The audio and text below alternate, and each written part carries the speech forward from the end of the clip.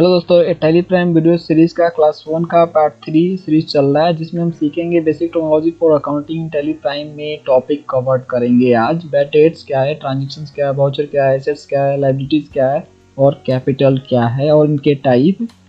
हम जो भी सीखेंगे टैली प्राइम के ई बुक से सीखेंगे। अगर आप उस बुक को परचेज करना चाहते हैं तो आई बटन और डिस्क्रिप्शन में लिंक मिल जाएगा, वहाँ पे क्लिक करके वीडियो देख के उस बुक को परचेज कर सकते हैं।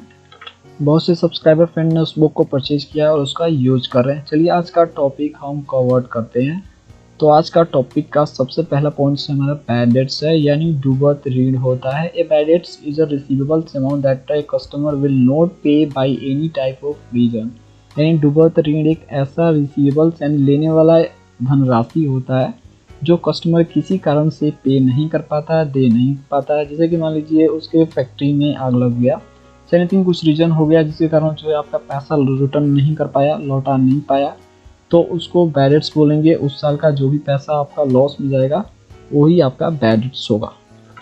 एग्जाम्पल के लिए मान लीजिए 10,000 आपको किसी कस्टमर से लेना था, उसने सिर्फ 5,000 ही आपको चुकाया, 5,000 नहीं चुका पाया, तो वो 5,000 आपका बैड डेट्स होगा। नेक्स्ट आते हैं ट्रांजेक्शन यानी लेन देन। ऑल टाइप्स ऑफ रिसीविंग और पेइंग और एक्सचेंज इन गुड्स और cash in is called transaction. यानी लेन देन एक ऐसा रिसीविंग और पेइंग एक्सचेंज होता है। यानी लेन देन जो होता है आपका लेना और देना या अदला बदली करना। गुड्स का अदला बदली हो सकता है, कैश का हो सकता है, गुड्स और कैश का हो सकता है। जैसे कि आप बचपन में क्या किया करते थे, कोई चीज़ बेच दिया करते थे और जो है अपने घर से, और उसके पहले जो चीज़ आपको दुकान से मिलता था जिसके लिए आप जो है बेचते थे वो चीज़ को, तो वो गुड्स टू गुड्स होता था। उसी प्रकार आप पैसा देके कुछ गुड्स खरीदते हैं तो वो कैश टू गुड्स हो गया। उसी प्रकार कैश भी होता है, मतलब कैश भी होता है। जैसे कि आप जो कहीं पैसा जमा करते हैं तो उसके बदले आपको कुछ इंटरेस्ट मिलता है पैसे को ऐड करके, तो वो आपका कैश टू कैश हो गया transaction. Transaction can be cash और क्रेडिट। ट्रांजेक्शन आपका लेन देन जो है उधार और नगद में हो सकता है। जैसे कि आप कोई चीज़ खरीदने के बाद जो है बाद में पैसा दे सकते हैं, नहीं तो उसी समय देंगे तो कैश हो जाएगा और बाद में देंगे तो क्रेडिट यानी उधार हो जाएगा। नेक्स्ट आते हैं भाउचर। भाउचर यानी प्रमाण पत्र होता है। ये भाउचर इज सर्टिफिकेट और document that can be use as a proof in future for buy और सेल ऑफ गुड्स और सर्विसेज। यानी एक प्रमाण पत्र एक ऐसा सर्टिफिकेट होता है, एक डॉक्यूमेंट होता है, चाहे कागज का टुकड़ा होता है जो एज ए प्रूफ काम करता है फ्यूचर में, भविष्य में। जो आप कोई गुड्स और सर्विस को सेल करते हो तो एज ए प्रूफ रहता है कि आपने वो गुड्स और सर्विसेज उस कस्टमर को प्रोवाइड किया है, दिया है। तो इन फ्यूचर वो आता है कि ऐसा उस नहीं हुआ है, मतलब बोलेगा कि सर्विस आपने नहीं दिया है, उसके बदले पैसा जो है आपने ले लिया है, तो एज ए प्रूफ वो काम करेगा भाउचर। तो भाउचर एक सर्टिफिकेट होता है, एक डॉक्यूमेंट होता है जो फ्यूचर में काम आता है फ्रॉड होने पे। नेक्स्ट आते हैं, तो ये टाइप में हो सकता है, जैसे कि एग्जांपल रिसिप्ट है, रिसिप्ट भी एक टाइप का वाउचर है, बिल है, स्लिप है, चेक है। यहाँ तक जो बैंक में आपको चेक प्रोवाइड किया जाता है वो आपका वाउचर ही है, जो प्रूफ ये बताता है कि आपको इतना पैसा विड्रॉन या डालना है।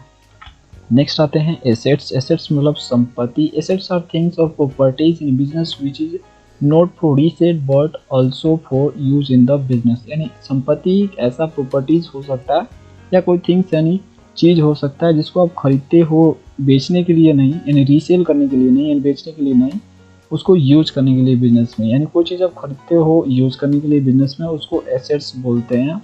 Assets are two types. तो फिक्स्ड एसेट्स है आपका, तो such assets purchase for the use only but not for resale.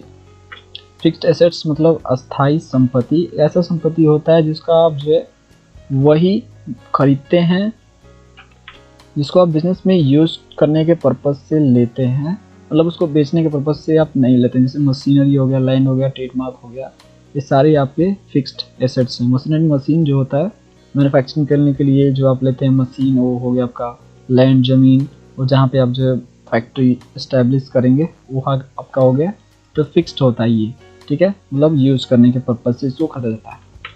Fixed assets are two types. ये दो तरह के होते हैं। ये आपके टेंजिबल्स और इनटेंजिबल में डिवाइडेड है। टेंजिबल मतलब स्पर्श योग्य अस्थाई संपत्ति। It has a physical existence and means we can touch it as a physically. यानी एक ऐसा ये संपत्ति होता है जिसको आप टच कर सकते हैं, उसको फील कर सकते हैं टच करते समय। से एग्जाम्पल में लैंड और बिल्डिंग हो गया, लैंड और बिल्डिंग को आप टच करके फील कर सकते हैं कि ये ऐसा टाइप का है, जैसे कि रूखा है चाहे सॉफ्ट है, तो उसको आप फील भी कर सकते हैं फिजिकली। नेक्स्ट आपका इंटेंजिबल फिक्स्ड एसेट्स यानी अस्पर्श योग्य अस्थायी संपत्ति। It has a not physical existence, इसका कोई अस्तित्व नहीं होता है, फिजिकल यानी शारीरिक अस्तित्व नहीं होता।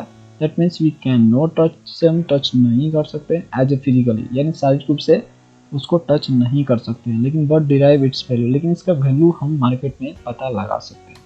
जैसे आपका गुडविल हो गया, ट्रेडमार्क हो गया, कॉपीराइट हो गया। गुडविल क्या होता है? गुडविल जैसे कि आपका मार्केट में सही पहचान, आपका कितना अच्छा पहचान है मार्केट में, वो गुडविल है। आपका बिहेवियर आपका डिसाइड करता है गुडविल। ट्रेडमार्क उसी तरह से है जैसे कि कोई ब्रांड का लोगो होता है, जिससे ये पता लग जाता है कि उस ब्रांड का ये प्रोडक्ट है, तो ट्रेडमार्क वो हो सकता है आपका। कॉपीराइट, कॉपीराइट से ये पता चलता है कि उसका कोई दूसरा कॉपी नहीं कर सकता है, इससे कॉपीराइट अधिकार के अंतर्गत रखा गया है। इसको करवा लेने से कोई भी आपका प्रोडक्ट का कोई ब्रांड कॉपी नहीं कर सकता है। नेक्स्ट आते हैं करेंट एसेट्स, जो कि एसेट्स का ही टाइप है। तो दूसरा करेंट एसेट्स है चालू संपत्ति। Current assets are convertible into cash into short period of time और वन कैलेंडर और वन फाइनेंशियल ईयर। यानी आपका चालू संपत्ति एक ऐसा संपत्ति होता है जो कैश में बहुत ही शॉर्ट टाइम में कन्वर्ट हो जाता है और उसमें बदला जा सकता है।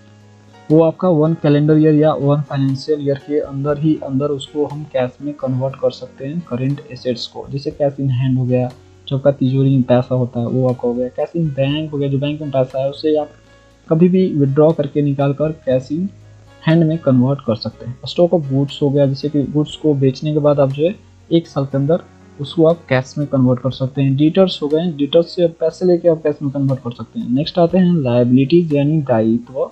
All amounts are payable by the business to any person और आउटसाइडर। यानी दायित्व एक ऐसा धनराशि होता है जिसे बिजनेस को देना होता है किसी आउटसाइडर को, किसी बाहरी पार्टी को। लायबिलिटीज एक टाइप का लोन होता है जो बिजनेसमैन जो है अपने आउटसाइडर पार्टी को देता है, कभी ना कभी उसे देना ही पड़ता है। ये 2 टाइप्स के होते हैं, एक शॉर्ट टर्म होता है, एक आपका लॉन्ग टर्म होता है। शॉर्ट टर्म लायबिलिटी और करेंट लायबिलिटी के नाम से भी इसको जाना जाता है। शॉर्ट टर्म मतलब हो गया अल्पकालिक दायित्व, यानी बहुत ही कम समय में दिया जाने वाला दायित्व। दिस लायबिलिटी हैज टू पे with in a 1 calendar year with in a 12 months और फाइनेंशियल ईयर। मतलब ऐसा लायबिलिटी, ऐसा दायित्व जिसको 1 साल के अंदर, 12 महीने के अंदर या ये फाइनेंशियल ईयर के अंदर देना होता है, उसको शॉर्ट टर्म लायबिलिटी में रखा गया। जैसे शॉर्ट टर्म लोन हो गया, आपका बिल्स पेएबल हो गया, जो बिल आपको देने हैं अपने सप्लायर को, पैसे देने हैं। क्रेडिटर हो गए, जो क्रेडिटर्स आपके पड़े हुए हैं उनको पैसे आपको देने हैं, तो वो आपके शॉर्ट टर्म वाले को इसमें रखा गया है जो 1 साल के अंदर आपको देने हैं। नेक्स्ट आते हैं लॉन्ग टर्म, जो 1 साल के बाद देने हैं। दिस लायबिलिटी हैव टू पे आफ्टर 1 कैलेंडर और फाइनेंशियल ईयर।